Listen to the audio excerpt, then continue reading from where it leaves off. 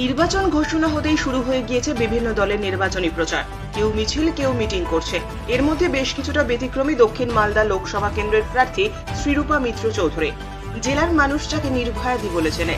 ইংরেজবাজারের এই বিজেপি বিধায়ককে এবার দক্ষিণ মালদা কেন্দ্রে প্রার্থী করেছে বিজেপি। সকাল থেকেই তাকে দেখা গেল অন্য মেজাজে।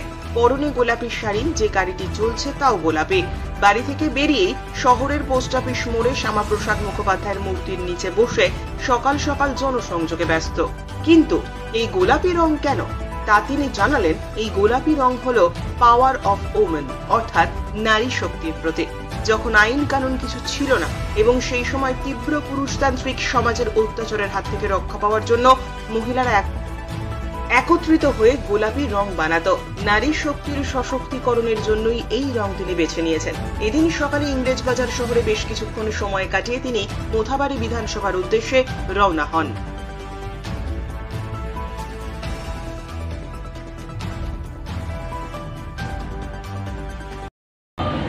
গোলাপি হচ্ছে পাওয়ার অফ পিঙ্ক, এটা মেয়েদের রং। আমরা এই গোলাপি কালার দিয়ে অনেক বছর আগে, মানে আজ থেকে 3 দশক আগে গোলাপি গ্যাং আমরা তৈরি করেছিলাম মহিলাদের নিয়ে। সেই গোলাপি গ্যাং কী করতো, ঘরে ঘরে গিয়ে মহিলাদের উপর যে অত্যাচার হতো, অনাচার হতো, সেইগুলোকে প্রতিবাদ করত।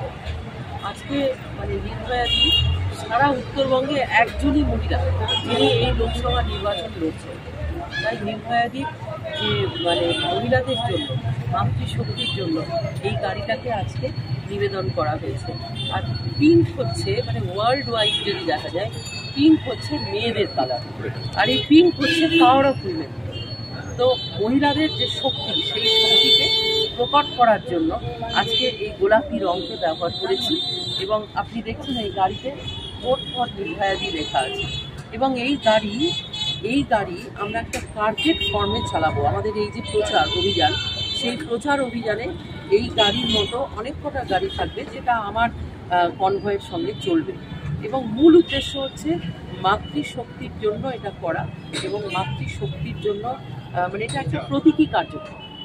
বলছি, দক্ষিণ মালদা লোকসভা কেন্দ্রের মহিলাদের কি বলবেন, কি বার্তা দেবেন? নির্ভয়ে চলুন, নির্ভয়ে কথা বলুন।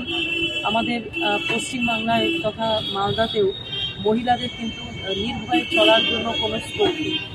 আমরা আছি আমাদের স্বাধীন দেশেই, নিজেদের জেলায়, নিজেদের রাজ্যে, কিন্তু এখানে মহিলাদের স্বাধীনতা নেই।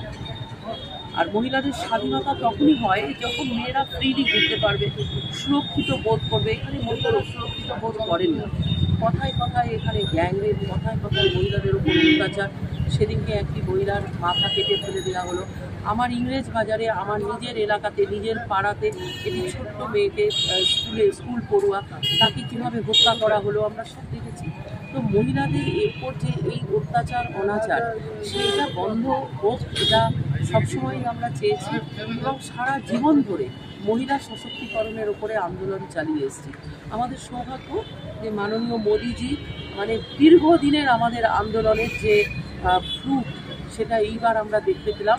নারী শক্তি অধিনিয়ম যেটা হয়েছে, মানে অ্যাসেম্বলিতে এবং পার্লামেন্টে রিজার্ভেশন থাকবে মহিলাদের জন্য 33%।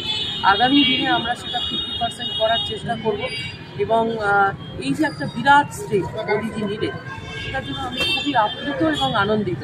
আমরা দীর্ঘদিন, মানে আমি দীর্ঘদিন, বিগত 50 মানে যতদিন ধরে আমরা